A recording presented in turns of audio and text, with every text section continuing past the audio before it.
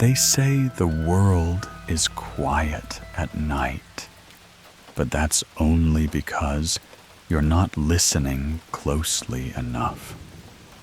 Somewhere beyond the silence, there are whispers, low, broken murmurs that slide beneath your doorframe, crawl under your bed, and press their breath against the back of your neck.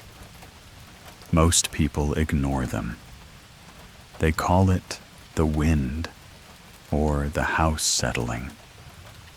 But what if it's something else? Something older? Something watching? Tonight, I want you to forget the safety of your room. Forget the warm light of your phone screen. Put on your headphones, turn the lights down low, and listen. Because the story I'm about to tell, it's not just creepy. It's real. It happened to someone who swore they'd never believe in ghosts. Until they did. So if you're alone, maybe check that your doors are locked. And if you're not alone, ask yourself, who else is listening with you? My heart thundered in my chest as I stood frozen in the grocery store aisle, the fluorescent lights buzzing like a swarm of angry wasps overhead. The air was thick with the sterile scent of packaged goods. But something else lingered, a sour, unwashed odor that made my skin crawl. I wasn't alone. He was there, hunched over the Pillsbury Doughboy biscuit tubes, his fingers trembling as he clutched one to his lips, licking the plastic wrap with a sickening slurp. His eyes wild and unblinking, locked onto the cartoonish Doughboy's face like it was a sacred relic. I should have turned away, grabbed my wife's snacks, and left. But I didn't. And that was my first mistake. I was just a guy running errands, my wife's pregnancy cravings dictating my every move. She was 7 months along her appetite, a chaotic whirl of bizarre demands. Pickles drowned in mayonnaise, saltine crackers by the box, and tonight, fresh-baked biscuits. The grocery list in my hand was a lifeline, a tether to normalcy in a world that felt increasingly unsteady. The store was quiet, save for the hum of refrigeration units and the occasional squeak of a cartwheel. I'd already grabbed chocolate chip cookies, their sugary scent wafting through the plastic packaging, promising comfort. All I needed now was a tube of Pillsbury Doughboy biscuit dough to complete the mission. Simple, right?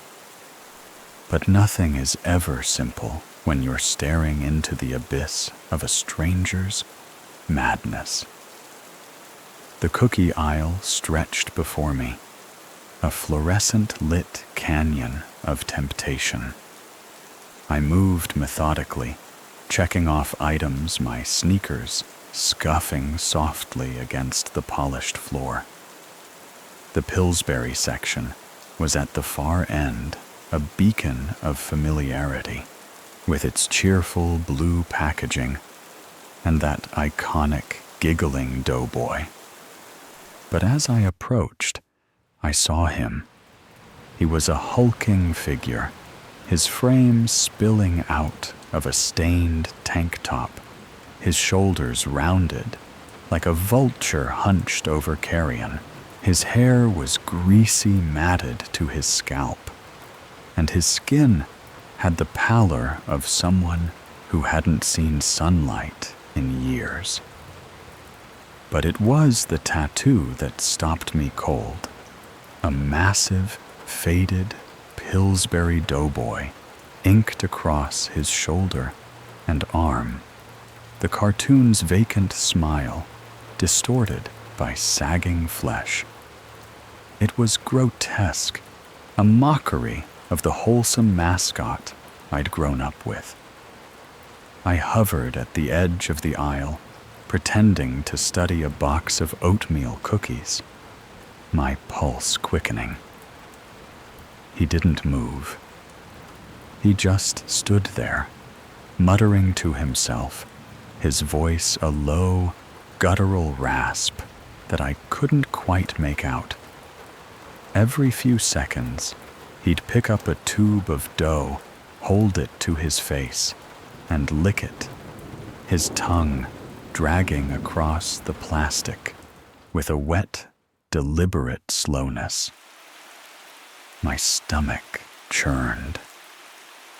Who does that? Who stands in a grocery store, defiling biscuit dough like it's some kind of ritual?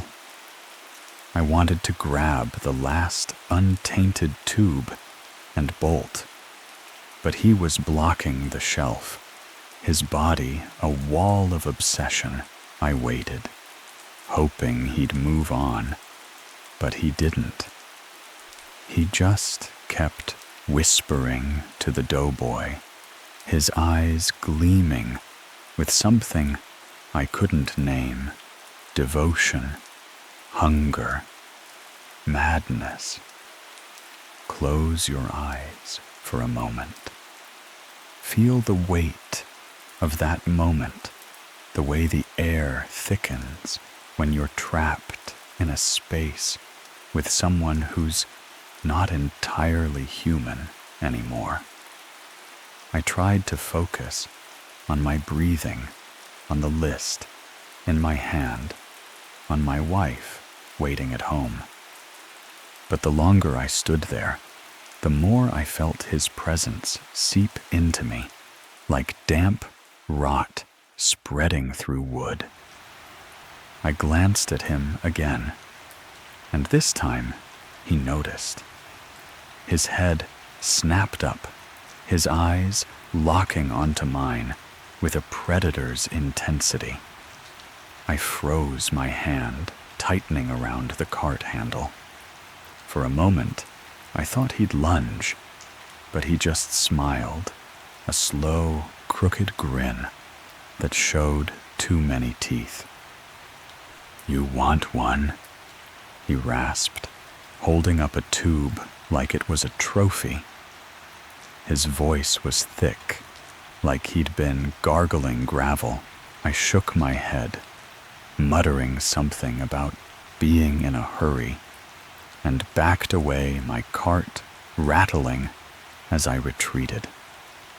But the image of him stayed with me, burned into my mind like a brand. The way his fingers caressed the tube, the way his tattoo seemed to pulse with a life of its own. I grabbed the rest of my items, cookies, crackers, anything to avoid going back to that aisle, and headed to the checkout. The cashier, a bored teenager with earbuds dangling from one ear, didn't notice my shaking hands as I paid. I just wanted to get out, to get home, to forget the freak in the cookie aisle. But as I loaded the bags into my car, I felt it a prickle at the back of my neck, like I was being watched. I scanned the parking lot, but it was empty, the sodium lights casting long, jagged shadows across the asphalt. I told myself it was nothing, just nerves. But deep down, I knew I was wrong. The drive home was a blur, the road stretching out like a ribbon of black ink under the night sky. My wife's cravings, the grocery list, the normalcy of it all. It felt like a fragile shield against the unease gnawing at my gut. I kept glancing in the rearview mirror, half expecting to see that tattooed arm hanging out a car window, the doughboy's face leering at me from the darkness. But there was nothing, just the hum of the engine and the distant glow of streetlights. I was almost home, almost safe. And then I saw the headlights. They appeared out of nowhere, twin beams slicing through the night like knives.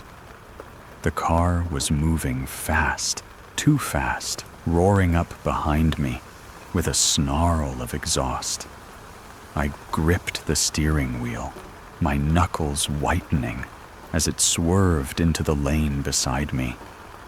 The window rolled down, and there he was, the doughboy man, his face a mask of manic glee.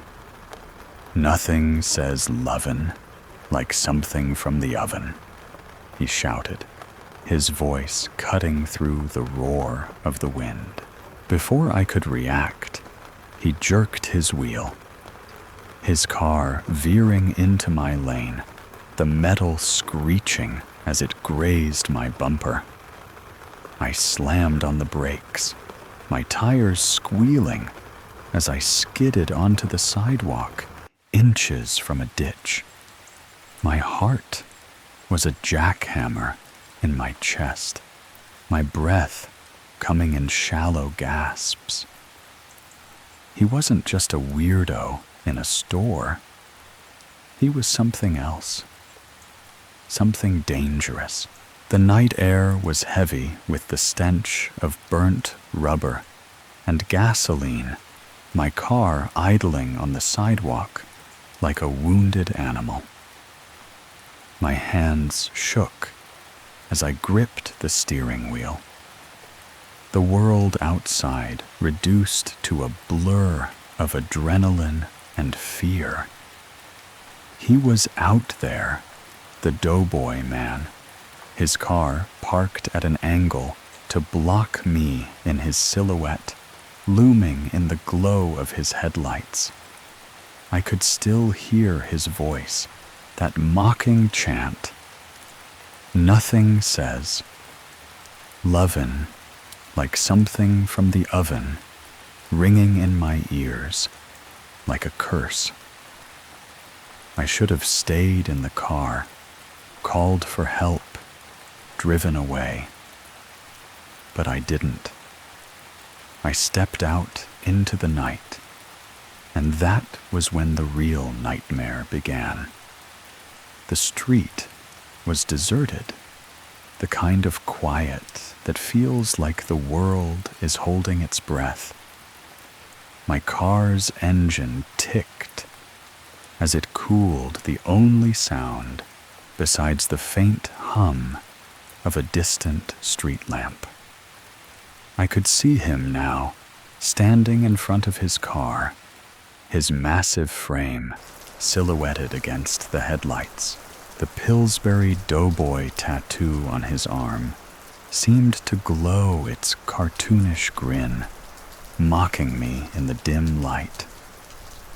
My grocery bags sat in the passenger seat, the chocolate chip cookies and saltine crackers, a cruel reminder of the normalcy I'd been chasing just minutes ago.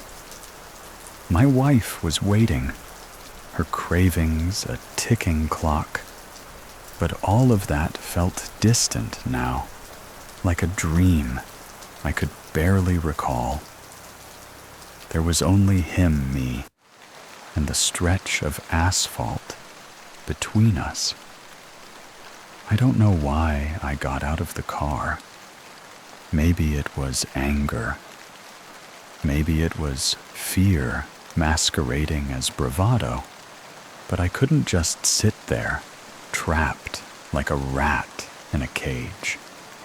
My sneakers crunched against the gravel as I stepped onto the sidewalk, my breath visible in the chilly night air. "What the hell is wrong with you?" I shouted, my voice cracking with a mix of rage and terror. He didn't answer right away. He just stood there, his head tilted slightly, like a dog sizing up its prey. Then he laughed a low, guttural sound that made my skin prickle. "You messed with my doughboy," he said, his voice dripping with venom. "Nobody touches him but me." I took a step back, my mind racing. This wasn't about biscuits or grocery stores anymore. This was something deeper, something unhinged. His eyes gleamed in the darkness, wide and unblinking, like he was seeing something I couldn't. I thought of the tube he'd licked, the way his fingers had traced the doughboy's face with a lover's tenderness. This wasn't just obsession.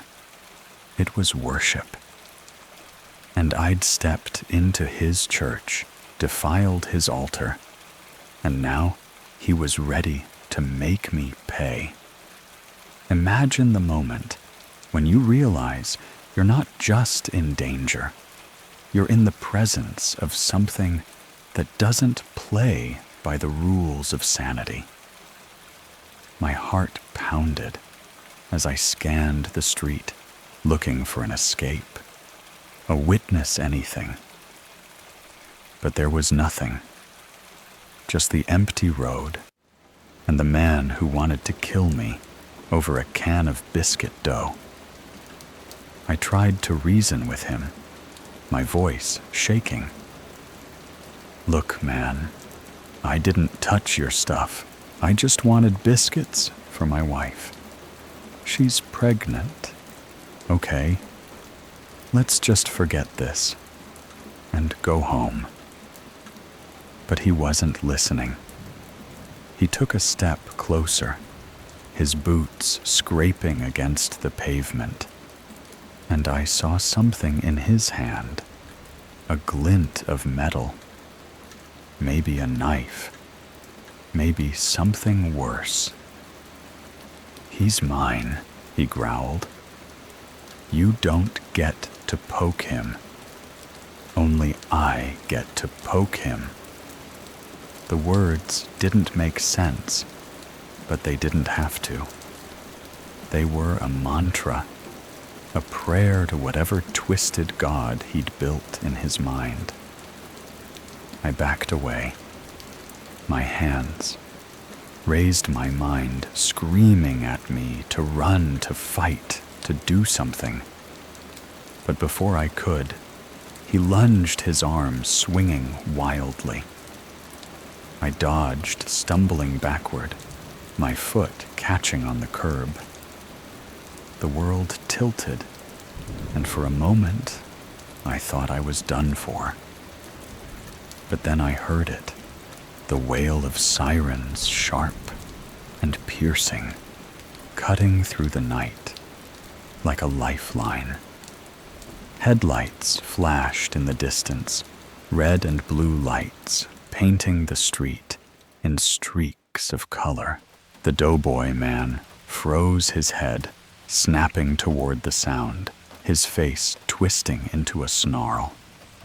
Feel the rush of relief, the way it floods your veins like cold water, only to be replaced by dread as you realize it's not over yet. He turned back to me, his eyes burning with rage.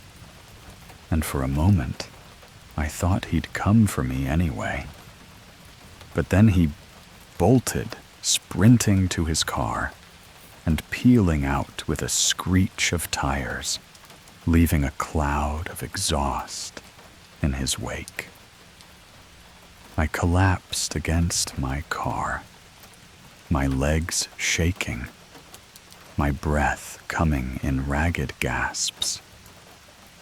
The police arrived seconds later, their flashlights sweeping the scene, their voices barking questions I could barely answer.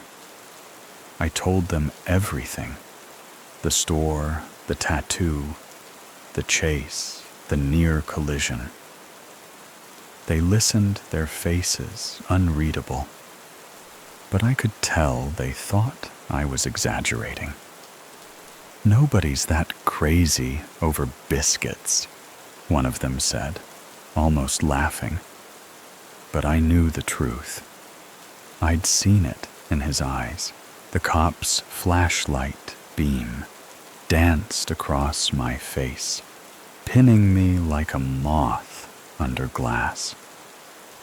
I sat on the curb, the cold concrete biting into my thighs, my grocery bags scattered across the passenger seat, like evidence of a life I'd almost lost.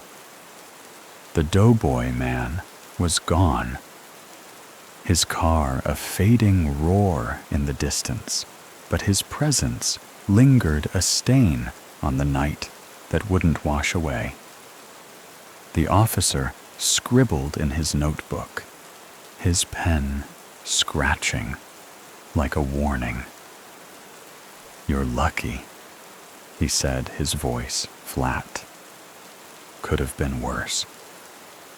But as I drove home, the road stretching into the darkness, I knew it wasn't over. Some things don't end when the sirens fade. The drive back was a nightmare of its own. Every shadow seemed to move, every headlight in my rearview mirror a potential threat. My wife's face flashed in my mind, her smile, her swollen belly, the way she'd laugh when I brought home her bizarre cravings. I'd promised her biscuits, warm and flaky, fresh from the oven. Instead, I was coming back with nothing but a story too insane to believe. The house was dark when I pulled into the driveway, the windows like empty eyes staring out into the night. I sat in the car for a long time, my hands still gripping the wheel, afraid to go inside, afraid that somehow he'd be there waiting. When I finally mustered the courage to unlock the door, the silence of the house was suffocating. My wife was asleep, her breathing soft and steady, a stark contrast to the chaos still raging in my head. I checked the locks twice, 3 times, my fingers trembling as I turned the deadbolt. The grocery bags sat on the counter, the chocolate chip cookies and saltine crackers mocking me with their normalcy. I couldn't bring myself to unpack them. Instead, I sank onto the couch, my eyes fixed on the front door, waiting for a knock that never came. But the fear didn't leave. It settled into my bones, heavy and cold, like a fever I couldn't shake. Picture yourself in that moment, the world quiet, but your mind screaming every creak of the house, a threat, every shadow, a ghost of the man who tried to kill you. I didn't sleep that night. I couldn't.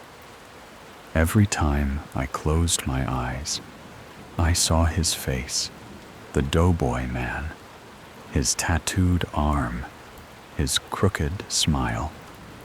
I kept replaying the moment in the store, the way he'd licked the tube, the way he'd looked at me like I was an intruder in his world. I wondered what he was doing now, where he was. Was he back in his own private hell, surrounded by cans of biscuit dough, whispering to his doughboy god? Or was he out there, watching, waiting for another chance to finish what he'd started? The next day, I called the police station, my voice hoarse from lack of sleep. They told me they'd found his car abandoned in a parking lot a few miles away. But he was gone.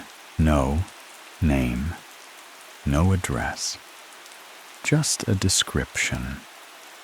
5'11", 165 pounds, brown hair, blue eyes, a Pillsbury Doughboy tattoo on his right forearm, and a scar on his neck. They said his name was Tony Dell Roberts, a man with a rap sheet longer than my grocery list, assault theft, and now attempted murder. They were looking for him, they said, but I could hear the doubt in their voices. To them, it was just another case, another crazy story in a city full of them. But to me, it was everything. I tried to go back to normal, to be the husband my wife needed, the father our unborn child deserved. But every trip to the grocery store was a gauntlet, every aisle a potential ambush. I'd see the Pillsbury Doughboy on the shelves, his smiling face a taunt, and my stomach would twist. I couldn't eat biscuits anymore, couldn't even look at them without feeling that prickle at the back of my neck. My wife noticed, of course. She'd ask what was wrong, her eyes searching mine, but I couldn't tell her. How do you explain that you're afraid of a cartoon character, that a man with a tattoo nearly killed you over a can of dough? Days turned into weeks, but the shadow of the doughboy man never left. I'd see him in my dreams, his tattooed arm reaching for me, his voice chanting that damn slogan over and over.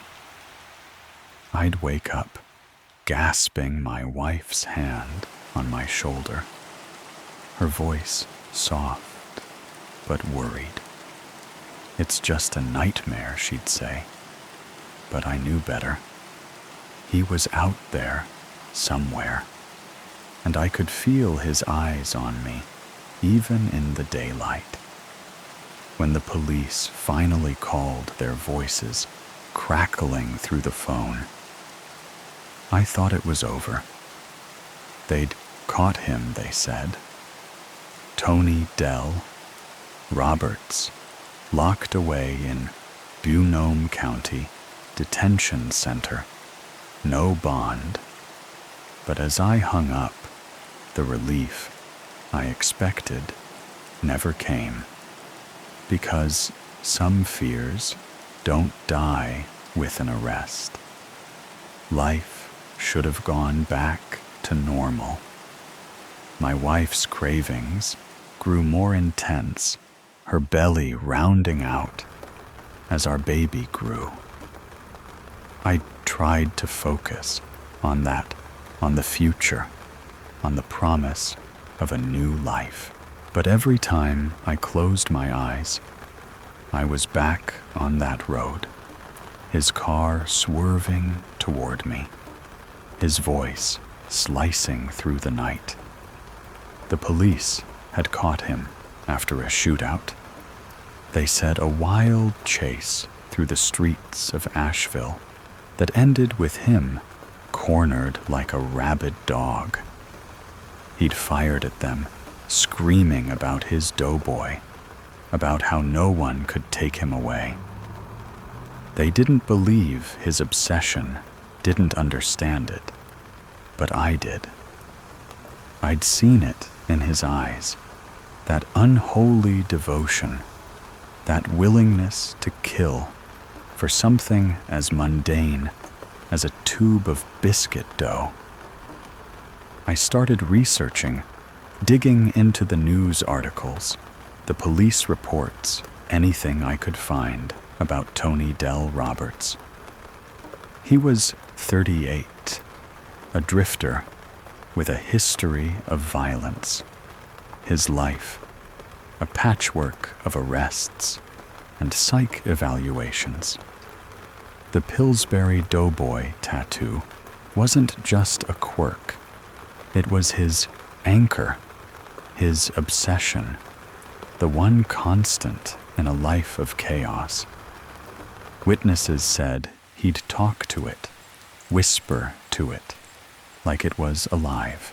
I found a forum post from someone claiming to know him, saying he'd once worked in a bakery, surrounded by dough, until he snapped one day and attacked a coworker over a batch of biscuits. It wasn't proof, but it was enough to make my blood run cold. This wasn't just a random encounter. This was a man who'd built his entire world around a cartoon, and I'd stumbled into it. Feel the weight of that knowledge, the way it settles in your gut like a stone, knowing you've brushed against something so broken, it defies reason. I started seeing the doughboy everywhere on TV commercials, on grocery store shelves, even in the ads that popped up on my phone. Each time, it was like a knife twisting in my chest, a reminder of how close I'd come to dying. My wife begged me to let it go, to focus on our family, but I couldn't. I kept checking the locks, kept looking over my shoulder, kept waiting for the day he'd get out and come for me. Because men like that don't just stop. They don't just forget. The day our daughter was born, I thought maybe I could finally move on. She was perfect, tiny and pink, her eyes wide with wonder. Holding her, I felt a flicker of hope, a chance to rebuild what the doughboy man had broken. But even then, in the sterile hospital room, I couldn't shake the feeling that he was out there, watching. I'd read that he was still in custody, but it didn't matter. He'd gotten inside my head, his tattooed arm, a permanent fixture in my nightmares. And every time I saw a Pillsbury Doughboy product, I heard his voice, that mocking chant. Nothing says "lovin'" like something from the oven. I don't know if I'll ever be free of him. Some scars don't show, but they cut just as deep. I keep the nursery locked at night, keep a baseball bat by the bed, keep my wife and daughter close. Because I know deep down that the Doughboy man isn't just a man. He's a warning, a reminder that the world is full of things that don't make sense, things that can break you if you get too close. And somewhere in a cell or on the streets, he's still out there, whispering to his doughboy, waiting for his chance to poke someone else in the stomach one last time. Every night, the darkness whispers my name, and I'm never sure if I'm alone. The house I live in is a tomb of silence, a place where every creak of the floorboards feels like a scream in the void. Living alone has carved a hollow space inside me, a gnawing dread that something or someone is always watching, waiting, lurking just beyond the edge of my vision. I've never been one to believe in ghosts, but when the night falls and the world grows still, the air thickens with a presence I can't explain. It's not just the house. It's me unraveling in the quiet, my mind painting shadows where there should be none. The worst part is the sounds. They come when I'm lying in bed, staring at the ceiling, my heart thudding against my ribs. Footsteps, slow, deliberate padding across the kitchen tiles downstairs. Sometimes it's a faint rustle, like someone rifling through drawers. Other times, it's heavier, a chair dragged across the floor, a cabinet door easing shut. I tell myself, it's the house settling, the pipes groaning the wind outside playing tricks. But logic doesn't soothe the primal fear that claws at my chest. I've checked every lock, every window, every corner of this God-forsaken place. Nothing. No one. Yet the noises persist night after night, eroding my sanity like water wearing down stone. To cope, I've turned to a ritual, a small anchor in the storm of my paranoia. PILLSBURY Doughboy cookies. Those soft, warm, golden discs of comfort, fresh from the oven, have become my lifeline. There's something about their simplicity, the buttery sweetness, the way they crumble in my mouth, that pulls me back from the edge. Every night, I bake 2 batches. The first I eat downstairs, sitting at the kitchen table, the oven's warmth still lingering in the air. The second batch I take upstairs, setting the plate on my nightstand, like an offering to some unseen deity. When the noises start, when the panic rises like bile in my throat, I reach for a cookie, dunk it in a glass of cold milk, and let the familiar taste ground me. It's not much, but it's enough to keep me from screaming. Tonight, though, the ritual feels different. The air is heavier, the silence sharper, like a blade poised to strike.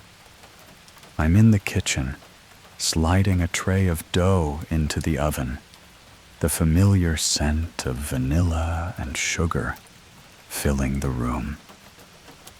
The clock ticks past midnight, and the world outside is dead.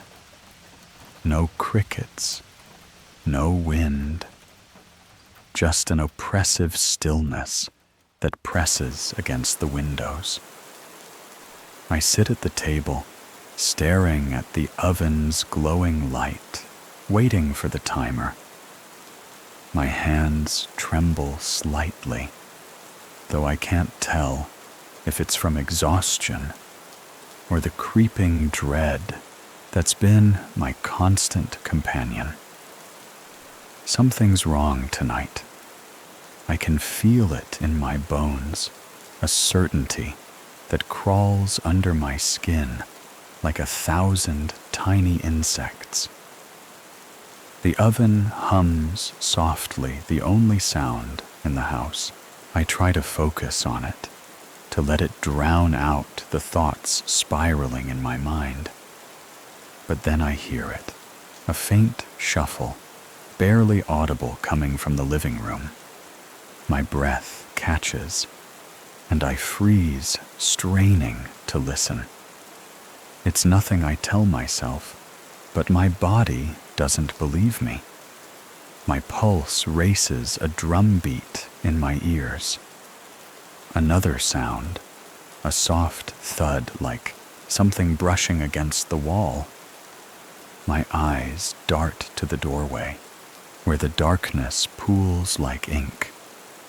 I want to call out, to demand who's there, but my throat is dry, my voice trapped. I stand slowly, my chair scraping against the floor, the sound jarring in the silence. The cookies are done, the oven timer blinking red.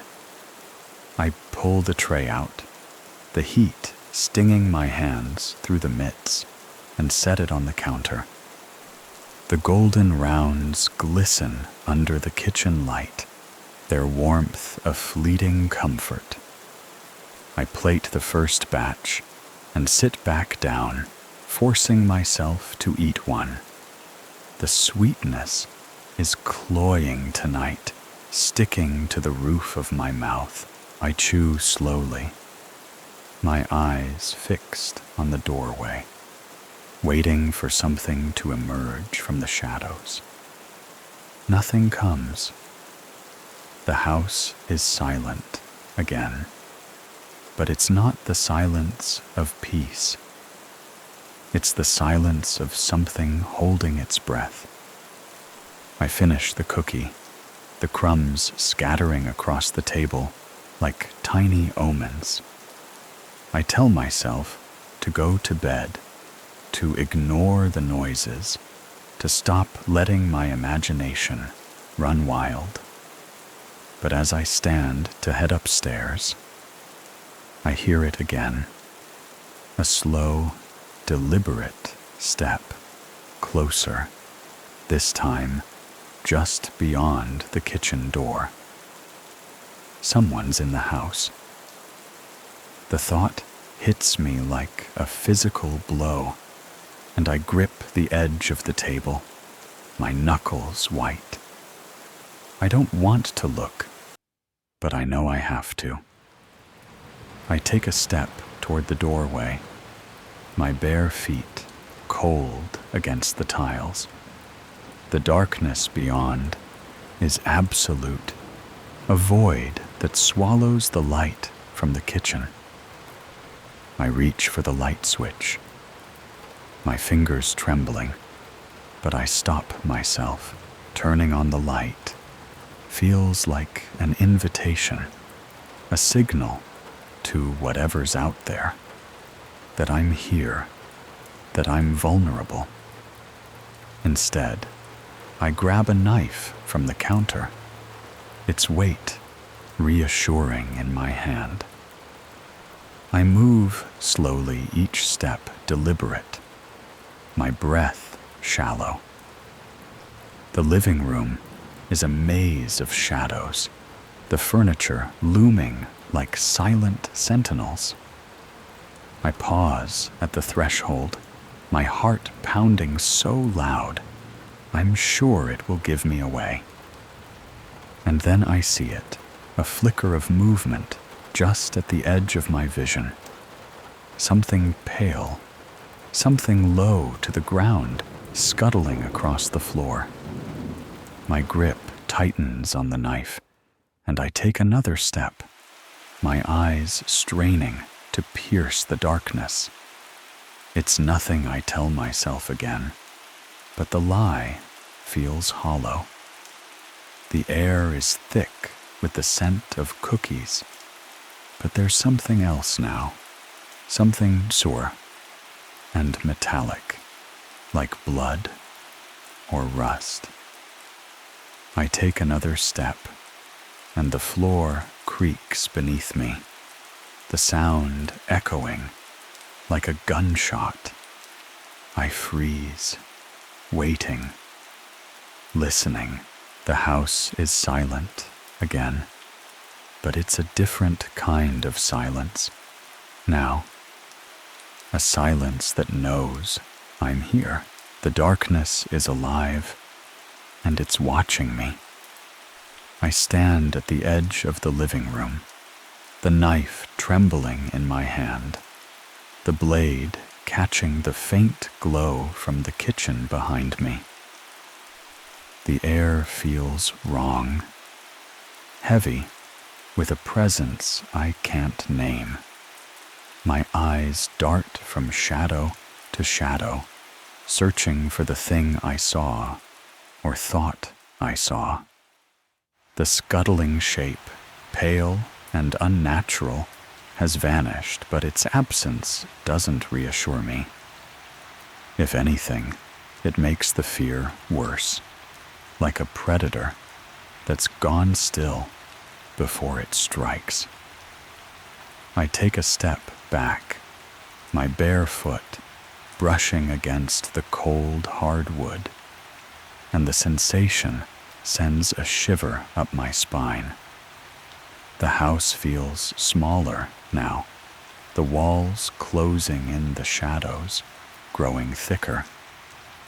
I want to run upstairs, lock my bedroom door, and hide under the covers like a child, but I know that won't help. Whatever's here, it's not bound by locks or doors. It's in the house with me, and it's been here all along. I force myself to move, inching toward the staircase. The knife feels inadequate, a flimsy defense against the unknown. My free hand gropes for the banister, the wood smooth and curled under my fingers. I climb the first step, then the second, my eyes fixed on the darkness above. The noises have stopped, but the silence is worse.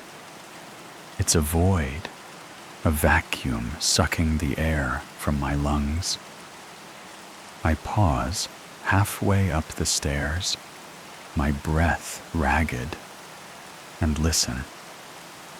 Nothing. No footsteps, no rustling, no sign of life. But the absence of sound feels like a trap, a lure to draw me deeper into the house. I reach the top of the stairs and hesitate, glancing back at the living room below. The kitchen light spills across the floor, illuminating the tray of cookies still sitting on the counter. They look so ordinary, so innocent, but the sight of them makes my stomach churn. I think of the second batch waiting on my nightstand, and the thought of eating another cookie fills me with dread. Something about them feels tainted now, as if the act of baking them has summoned something into my home. I shake off the thought and turn toward my bedroom. the hallway stretching out before me like a tunnel. The door at the end is ajar, a sliver of darkness peeking through. I don't remember leaving it open. My heart lurches, and I grip the knife tighter, my palm slick with sweat. I take a step forward, then another, the floorboards groaning under my weight. The air grows colder with each step, a chill that seeps into my bones. I reach the door and push it open, the hinges silent for once, revealing the familiar clutter of my room. The bed is unmade, the sheets tangled from my restless sleep. The nightstand holds the plate of cookies, the glass of milk beside it, reflecting the faint moonlight from the window. Everything looks normal, but it doesn't feel normal. The room is too still, too quiet, like a stage set for something terrible. I step inside, my eyes scanning every corner, every shadow. The closet door is closed, the curtains undisturbed, but I can't shake the feeling that I'm not alone. I set the knife on the nightstand and sit on the edge of the bed, my hands shaking. I want to eat a cookie to cling to my ritual, but the thought makes my stomach twist. Instead, I pick up the glass of milk, the cold glass grounding me for a moment.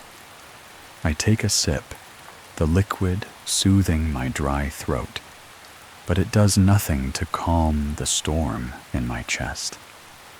I set the glass down and lie back, staring at the ceiling, willing myself to relax. But then I hear it, a sound so faint I almost miss it. A soft, wet crunch, like someone chewing. My heart stops and I sit up, my eyes darting to the doorway. The hallway is dark, but there's something there, a shape just beyond the light. It's low to the ground, pale and doughy, moving with a slow, deliberate grace. I blink, hoping it's a trick of the light, but it's still there, inching closer. The crunching sound grows louder, more distinct, and I realize it's coming from the shape. I grab the knife again, my hands trembling so badly I nearly drop it. "Who's there?" I call out, my voice cracking. The shape stops, and for a moment the house is silent again. Then a voice, soft, high-pitched, almost childlike, cuts through the darkness. "Relax," it says. "I belong here." My blood runs cold. The voice is wrong, unnatural, like something mimicking a human. I stand, the knife raised, my eyes locked on the shape. It moves into the light, and I see it clearly. For the first time, a pale, doughy figure, no taller than a child, with a round face and empty black eyes. It's holding a cookie crumbs spilling from its mouth, and it smiles at me. A smile that stretches too wide, too wrong.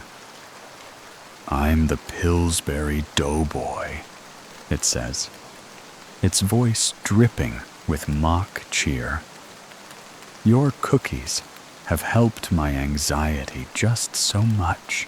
I'm staring into the eyes of a nightmare, and it's eating my cookies. The thing calling itself the PILLSBURY doughboy stands in my doorway, its pale, doughy body glistening under the faint light from the kitchen below. Its smile is a grotesque parody of the cheerful mascot. I know its teeth, small and sharp, its eyes like twin voids that swallow the light. The cookie in its hand crumbles as it takes another bite, the sound wet and obscene, like flesh being torn. My stomach churns, and I grip the knife tighter, my knuckles aching. What are you? I stammer, my voice barely a whisper. The thing tilts its head, its smile widening, and takes a step closer.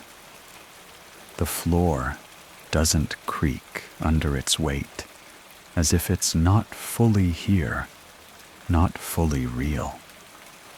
I told you. It says its voice, a sickly sweet sing-song. I'm the doughboy, your biggest fan. It giggles a sound that crawls under my skin like a swarm of insects. I take a step back, my legs hitting the edge of the bed. There's nowhere to go, nowhere to run.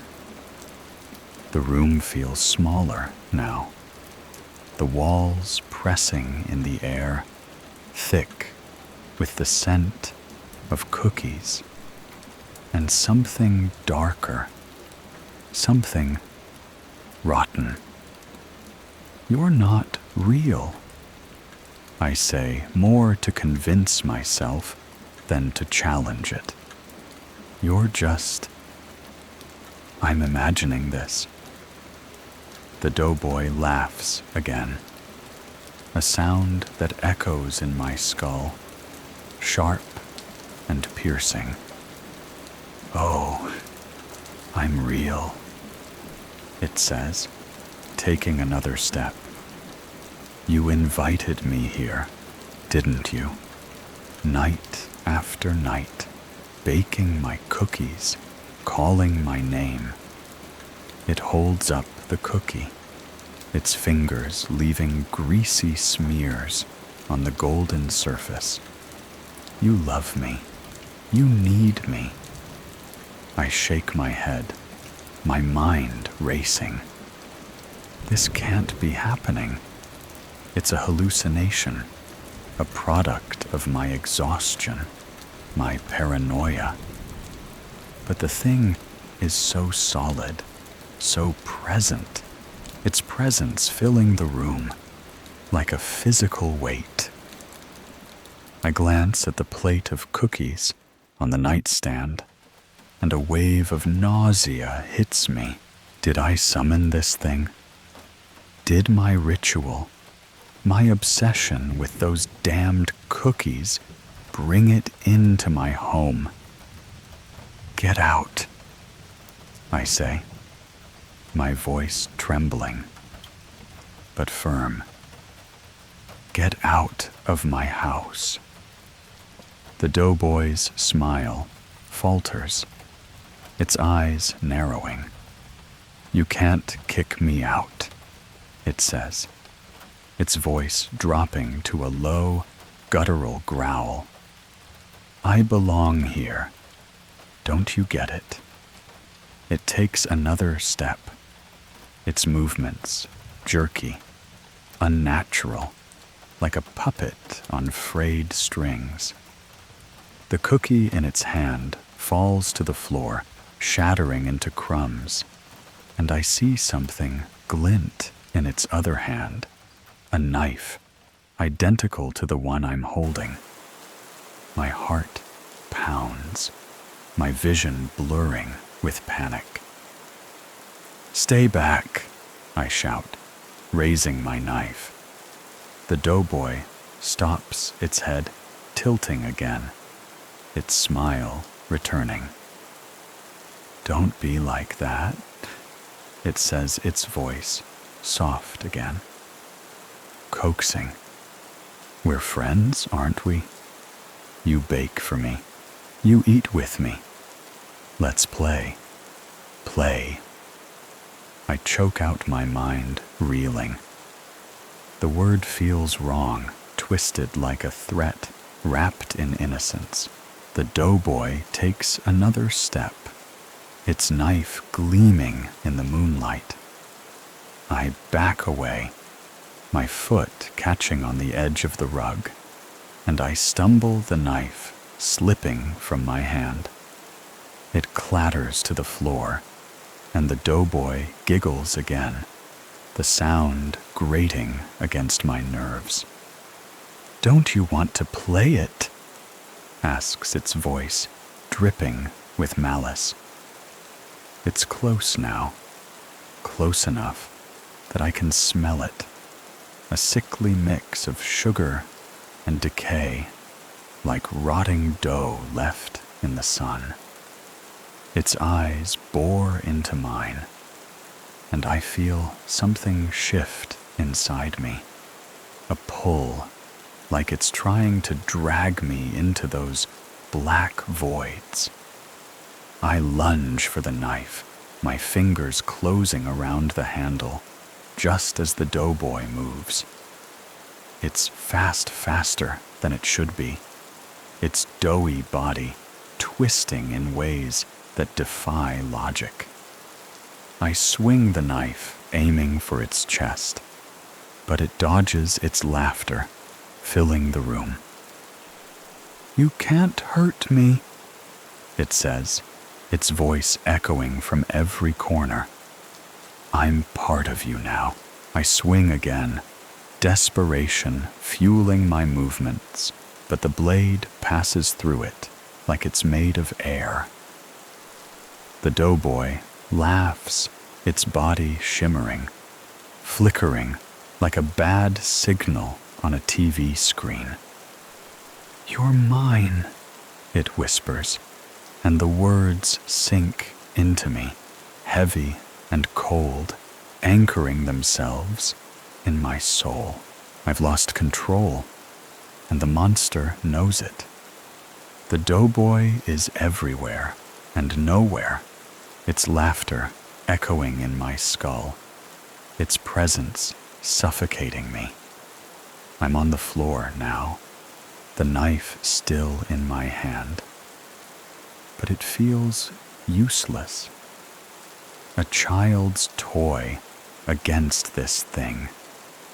The room spins, the shadows twisting into grotesque shapes, and I can't tell what's real anymore. The doughboy looms over me, its doughy face inches from mine, its breath hot and rancid. "Don't fight it," it says, its voice, a low hum that vibrates in my chest. "You wanted me here. You needed me."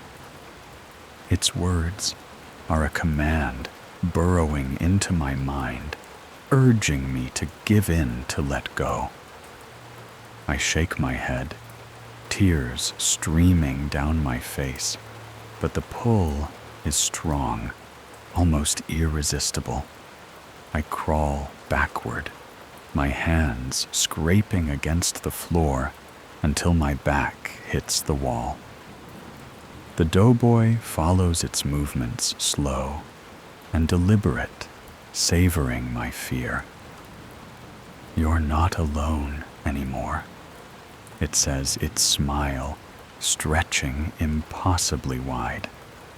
"I'll never leave you," I scream, the sound raw and desperate, and swing the knife again. This time, it connects the blade, sinking into its doughy flesh. The doughboy doesn't flinch, doesn't bleed. It just laughs, the sound bubbling up like something alive. The knife sticks, and I yank it free, stumbling to my feet. I run for the door, my bare feet slipping on the hardwood, the hallway stretching endlessly before me. I don't look back, but I can feel it behind me. Its presence, a weight on my shoulders. The stairs loom ahead, and I take them 2 at a time, my heart pounding, my breath coming in ragged gasps. The kitchen light is still on, casting long shadows across the living room. I reach the bottom of the stairs and freeze my eyes, drawn to the counter where the tray of cookies sits. They're moving. The cookies are trembling, shifting, as if something inside them is trying to break free. I blink, and the movement stops, but the sight lingers in my mind, a nightmare I can't unsee.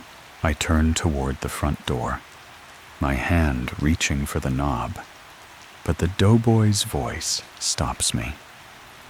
There's nowhere to run, it says, and I feel its breath on the back of my neck. I spin around, the knife raised, but it's gone. The kitchen is empty, the cookies still on the counter, the house silent. But the silence is a lie, a mask for something worse. I back toward the door, my eyes scanning every shadow, every corner.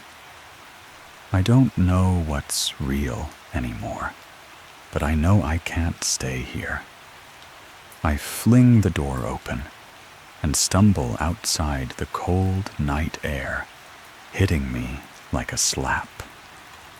The street is dark, the houses around me silent, their windows like empty eyes. I run, my bare feet pounding against the pavement, the knife still clutched in my hand. I don't know where I'm going, only that I need to get away, to escape the thing that's claimed my home. But even as I run, I feel it, the doughboy's presence, a shadow that clings to me, a weight I can't shake. I collapse on the sidewalk, my chest heaving, my mind fracturing. The knife slips from my hand, clattering against the pavement, and I bury my face in my hands, sobbing. When I look up, it's there standing at the edge of the street, its doughy body glowing faintly in the moonlight.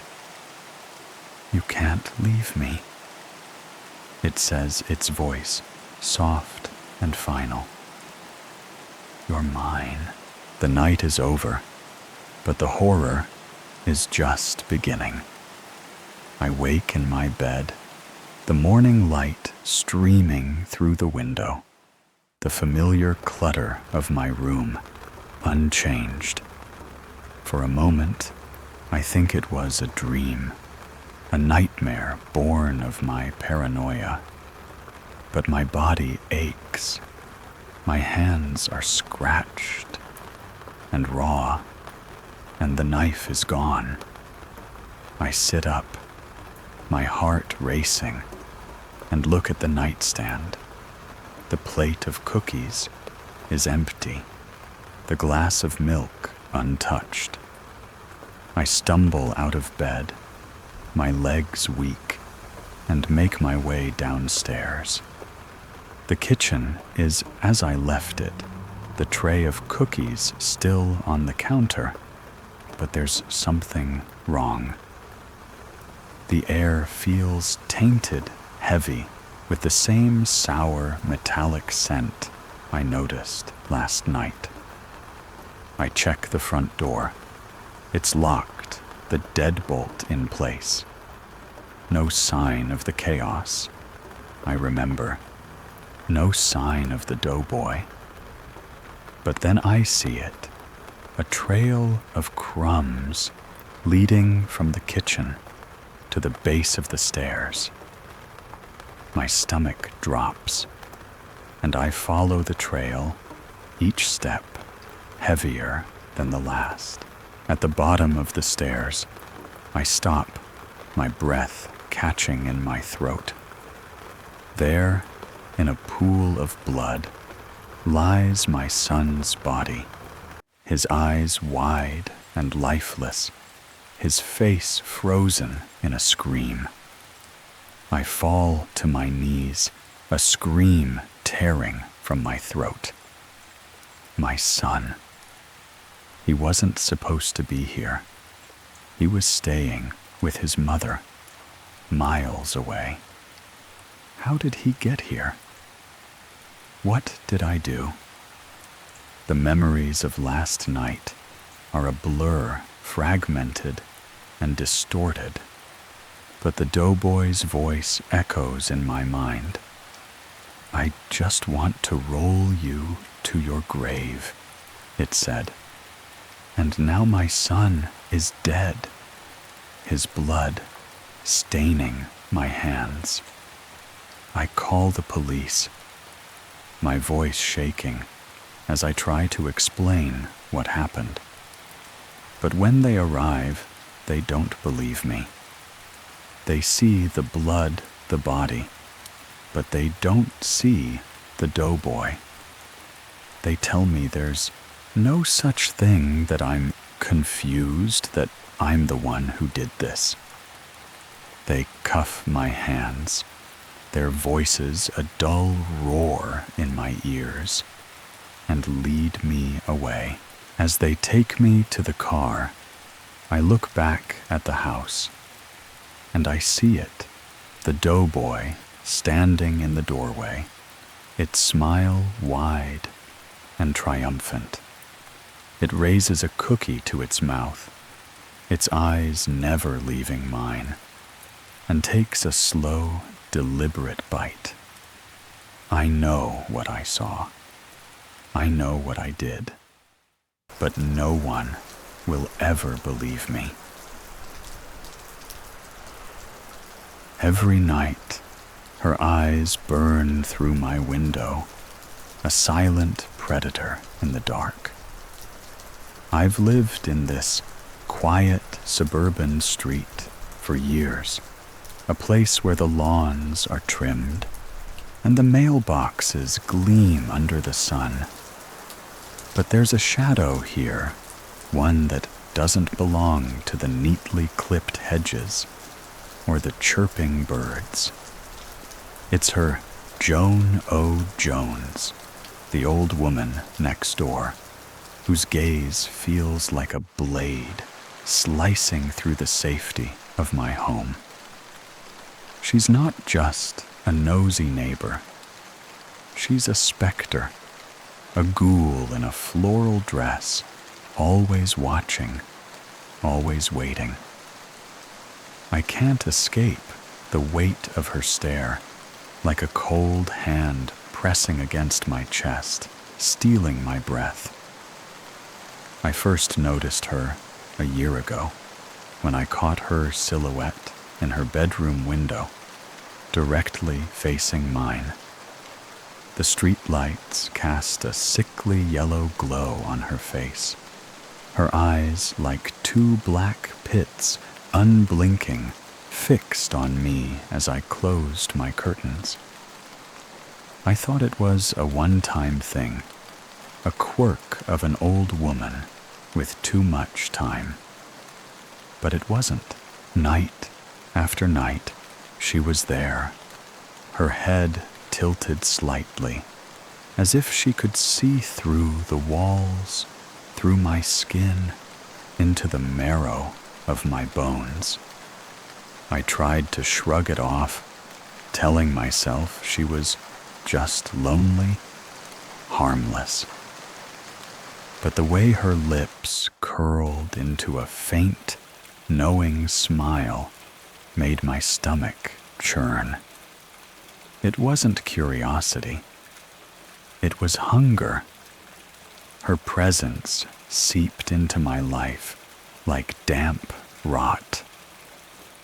Every time I stepped outside to take out the trash, I'd feel her eyes on me, tracking my every move. She'd shuffle out onto her porch, her bony fingers clutching the railing, her voice sharp as she commented on my garbage bags. "You didn't tie them properly," she'd say, her tone dripping with judgment, as if my trash was a personal affront. She'd rummage through my bins, pulling out cans and bottles, muttering about recycling rules. The neighbors called her a Karen, a busybody who terrorized the block with her complaints. But they didn't know the half of it. They didn't see her at night, standing in her window, her face a mask of pale skin, stretched too tight over her skull, watching me like I was prey. I started avoiding her, timing my trips outside to when her lights were off. But it was useless. She was always there, as if she could sense me. One evening, as I dragged the trash cans to the curb, I glanced up and saw her standing in her yard, motionless, her eyes locked on me. The air felt thick, heavy, with the scent of her lavender perfume cloying and suffocating. I froze, my heart pounding, and for a moment I thought she'd speak. But she just stared, her lips twitching into that smile again, the one that made my skin crawl. I hurried back inside, locking the door, my hands trembling. I told myself I was being paranoid, that she was just an old woman with nothing better to do. But deep down, I knew it was more than that. She wasn't just watching me. She was studying me. Her obsession grew bolder. I'd catch her peering over the fence when I mowed the lawn, her eyes glinting with something I couldn't name. Once, I found her standing at the edge of my driveway, holding a rake, claiming she was helping with the leaves. Her hands were gnarled, the veins bulging like worms under her skin, and her smile was all teeth, yellowed and uneven. I muttered a thank you and retreated inside, my pulse racing. That night, I lay awake, staring at the ceiling, the memory of her face burning in my mind.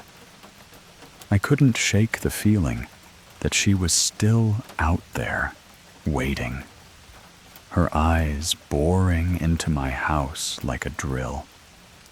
I started keeping the curtains drawn even during the day. My home, once a sanctuary, felt like a cage. Every creak of the floorboards, every rustle of the wind made me jump. I'd lie in bed, my heart hammering, imagining her standing outside my window, her breath fogging the glass. I told myself I was overreacting, that she was just a lonely old woman. But then I remembered the stories.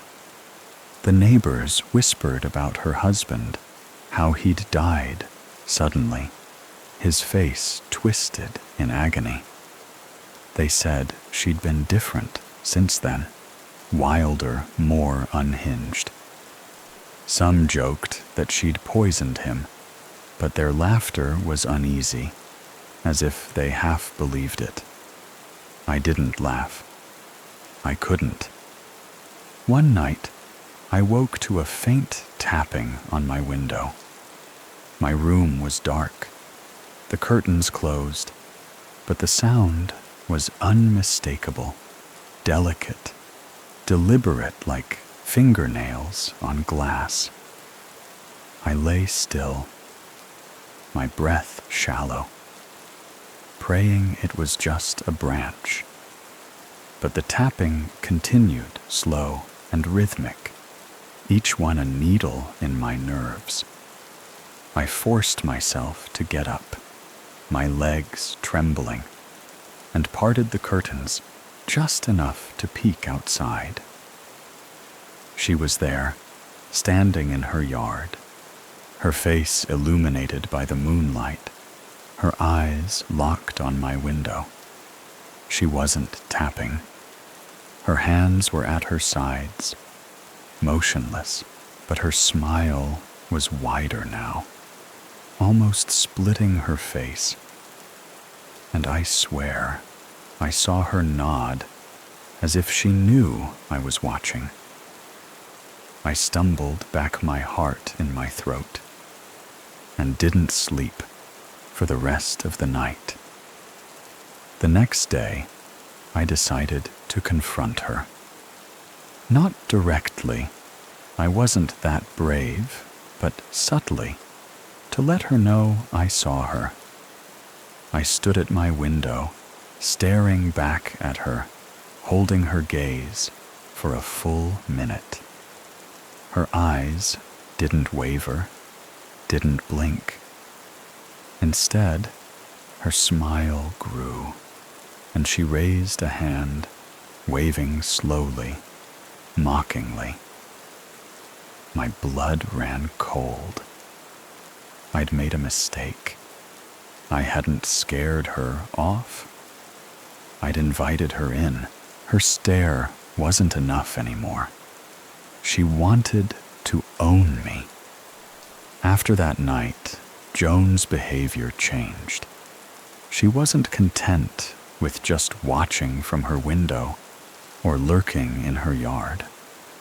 She started crossing boundaries, inching closer to my life, like a spider spinning its web. It began with small things, notes left in my mailbox, written in her spidery handwriting, offering gardening tips or commenting on my car's tire pressure. You should take better care. One read the words curling like a threat. I tore them up, but each one left a residue of unease, like grit, under my fingernails. She started appearing at odd hours. I'd find her on my porch at dawn, sweeping leaves that weren't there, her eyes darting to my windows, as if she could see through the walls. Once I caught her standing at my front door, her ear pressed against it, listening. I flung the door open, my voice shaking with anger, and asked what she was doing. She didn't flinch. Just checking.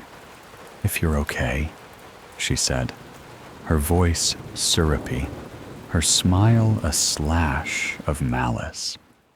I slammed the door, my hands clammy, and installed a deadbolt the next day. But locks couldn't keep her out of my head. Her presence was a poison seeping into every corner of my life. I stopped going outside unless I had to. My groceries were delivered, my trash left for pickup at midnight.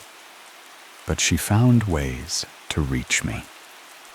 I'd find her staring from her window, her face pressed so close to the glass it looked distorted, her eyes like dark pools swallowing the light.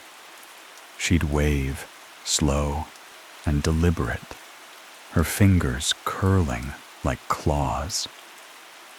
I started sleeping with a baseball bat by my bed, its weight a small comfort against the dread that gnawed at me. I told myself I was being ridiculous, that she was just an old woman. But the stories about her husband kept resurfacing, whispered fragments of truth I couldn't ignore. They said he'd screamed before he died, his body convulsing, his eyes wide with betrayal. I wondered if she'd smiled at him too. One afternoon, I saw her in her backyard digging. The rhythmic scrape of her shovel against the earth sent chills down my spine. She was hunched over her movements, frantic, as if she were burying something or someone. I watched from my window, hidden behind the curtains, my breath fogging the glass. She paused, looked up, and stared directly at me, as if she'd known I was there all along. Her smile was a knife sharp and cold. She raised a hand, beckoning me, and I stumbled back, my heart pounding. That night, I dreamed of her standing over me, her hands covered in dirt, her eyes gleaming with triumph. I woke, gasping, my sheets soaked with sweat. The image of her face burned into my mind. I started researching her, desperate for answers. The internet yielded little, just a brief obituary for her husband mentioning a sudden illness. But the neighbors' stories filled in the gaps. One told me she'd been seen mixing strange powders into her baking, her kitchen windows fogged with steam late at night. Another swore they'd seen her carrying a box labeled pest control into her house. Her hands gloved her face, unreadable. I didn't want to believe it, but the pieces were falling into place. She wasn't just eccentric. She was dangerous. Her boldness grew. One evening, I found a basket of apples on my doorstep, wrapped in a red ribbon. A note in her handwriting read, "For my favorite neighbor." I didn't touch them. I threw the basket in the trash, my hands shaking, the scent of apples lingering like a warning. The next day, she was at my window again, her face pressed against the glass, her breath leaving smears. I yanked the curtains shut, my heart racing, and called a friend to stay over. I couldn't be alone anymore. But even with someone else in the house, I felt her presence, a shadow that clung to me like damp cloth. I started noticing things out of place. A coffee mug moved from the counter to the table. A window left cracked open when I swore I'd locked it. Once I found a single cookie on my kitchen counter, its edges uneven, as if someone had taken a bite. It smelled faintly of almonds, bitter and wrong. I threw it out, my stomach twisting, and checked every lock in the house. I knew it was her. She was inside my life now, her fingers curling around the edges of my sanity. I couldn't prove it, but I felt it, her laughter, her eyes, her intent. She wasn't just watching me anymore. She was claiming me. The knock came like a heartbeat, steady, relentless, pulling me into her trap. It was a Friday night, the air thick with the promise of rain. I was in my living room. The TV muted my eyes fixed on the window, waiting for her silhouette to appear. I'd stopped pretending I could ignore her. Joan's presence was a constant now, a weight that pressed against my chest, making every breath a struggle. I'd taken to sleeping with the lights on the baseball bat within reach, but it didn't help. She was always there, in the corner of my vision, her smile a crescent moon in the dark. The knock came at 10:37 p.m. It was soft, at first, almost polite, but it carried a menace that made my blood run cold. I froze my hand, tightening around the remote, the TV casting flickering shadows on the walls. Another knock, sharper this time, like a nail being driven into wood. I knew it was her. No one else would come this late. No one else would dare. I sat still, willing her to leave. But the knocking continued, each one a pulse in the silence, each one pulling me closer to the door. I turned off the TV, plunging the room into darkness. The air felt heavy, charged, like the moment before a storm. I crept to the window, peering through a slit in the curtains. There she was, standing on my porch, her figure illuminated by the porch light. Her floral dress hung loosely on her bony frame, her hair a tangle of gray. She held a plate covered with a cloth, her hands steady, her face tilted toward the window. She knew I was watching. Her lips parted, revealing those yellowed teeth, and she gestured for me to open the door. My stomach twisted bile rising in my throat. I didn't want to face her, but I knew she wouldn't leave. She never did. I moved to the door, my hands trembling, the deadbolt cold under my fingers. I opened it, just a crack, enough to see her eyes, dark and gleaming, like polished stones. "What do you want, Joan?" I asked, my voice barely above a whisper. She smiled wider now and thrust the plate toward me. "I baked these for you," she said, her voice soft, almost tender, but laced with something darker. Pillsbury Doughboy cookies, fresh from the oven. The words hung in the air, heavy with intent. I stared at the plate, the cloth hiding whatever lay beneath, my mind screaming to slam the door. "I don't want them," I said, my voice shaking. Her smile didn't falter. "Oh, come now," she said, stepping closer, her perfume overwhelming a sickly mix of lavender and something chemical.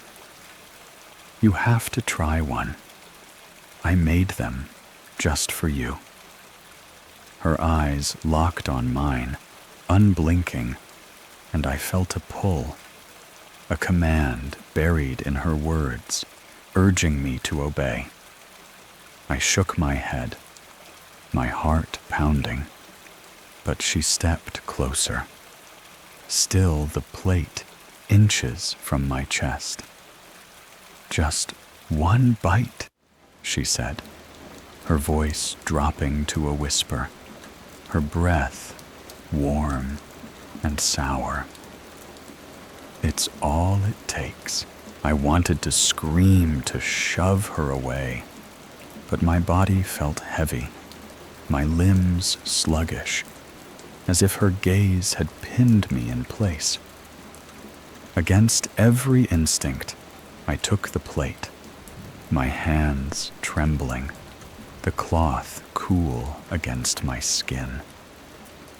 "Thank you," I muttered the words, tasting like ash. "I'll try them later." Her smile widened, her eyes glinting with triumph. "You'll love them," she said, stepping back, her figure swallowed by the darkness. I closed the door, locking it, my heart hammering so hard I thought it would burst. I set the plate on the counter, staring at it like it was a bomb. The cloth was red, stained in places, and the faint smell of almonds wafted from it, bitter and wrong. I didn't touch the cookies. I couldn't. But I left them there, afraid to throw them out, afraid she'd know. I went to bed, the baseball bat by my side, but sleep wouldn't come. Her face was in my mind, her smile a blade, her voice echoing. Just one bite. I lay there, staring at the ceiling, the weight of her presence pressing down on me, heavier than ever. One bite, and my world unraveled. Her smile, the last thing I saw. I didn't eat the cookies that night. I couldn't. The plate sat on the counter, a silent threat, its presence like a heartbeat in the quiet of my home. But Joan's words clung to me, her voice looping in my mind, urging me to try them, to taste her gift. I told myself I'd throw them out in the morning, when the light would make her less real, less terrifying. But when I woke, the plate was still there, untouched, and her window was dark. For the first time in weeks, she wasn't watching. It should have been a relief, but it wasn't. It felt like a trap.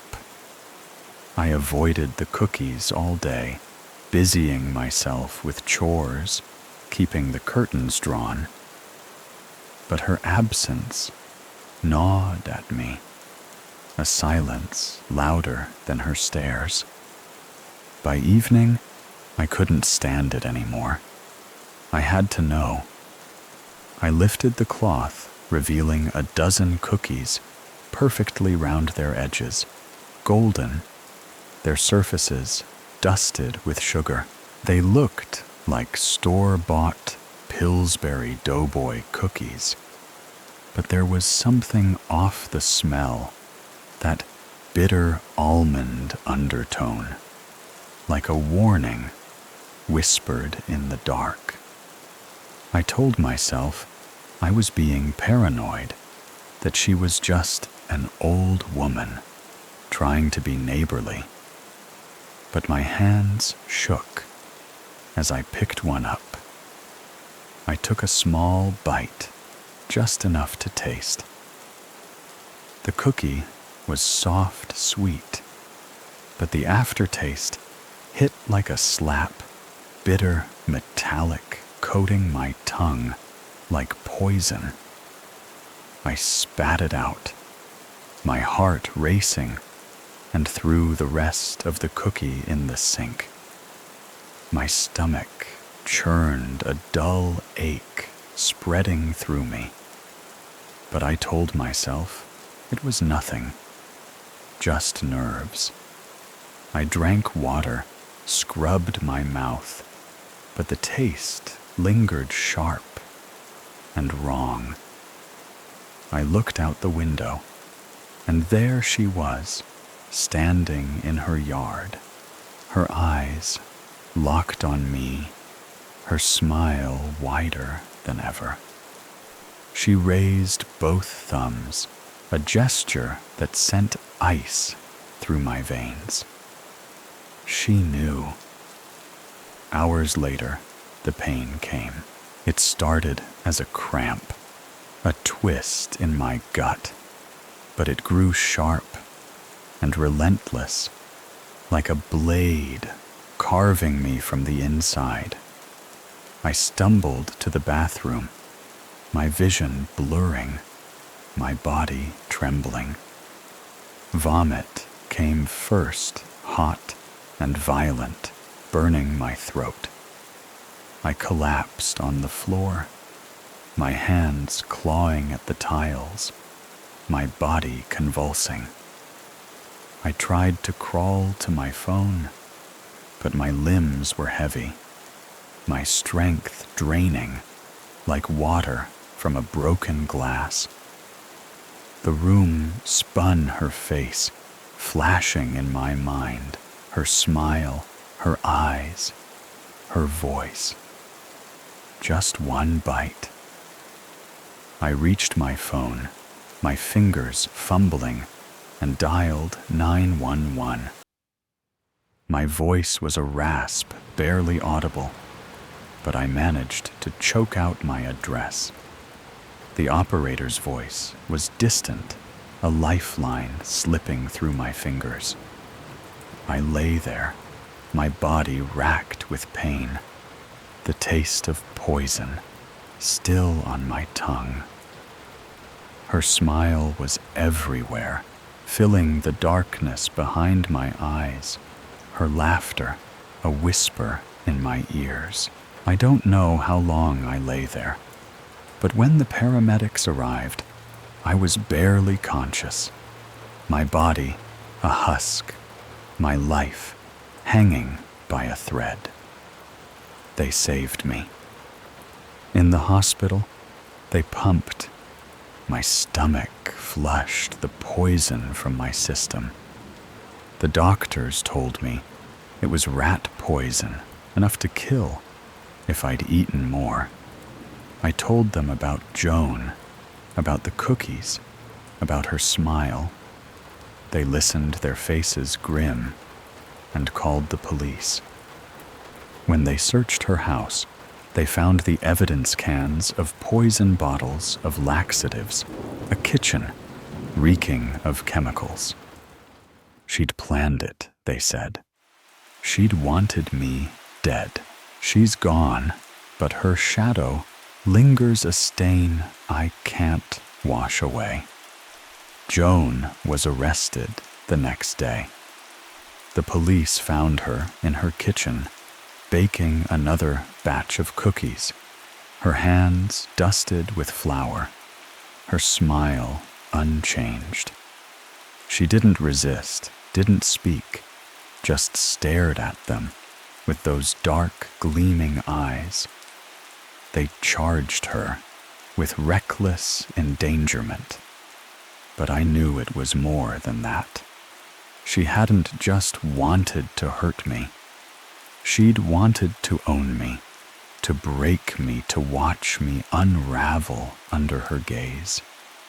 I recovered physically, at least. The poison left my body, but it took something else with it, my sense of safety, my trust in the world. I moved out of that house, unable to sleep, in a place where her eyes had pierced me night after night. But even in my new apartment, miles away, I feel her. I check the windows, the locks, the shadows, expecting to see her face, her smile, her hands holding a plate of cookies. I don't eat baked goods anymore. The smell of sugar, of almonds, makes my stomach turn. The neighbors told me she'd done it before. Not just her husband, but others, small acts of cruelty, gifts laced with malice, lives upended by her quiet, calculated madness. The police said she'd confessed, her voice calm, as if she were discussing the weather. She'd wanted to teach me a lesson, she said, though she never explained what that lesson was.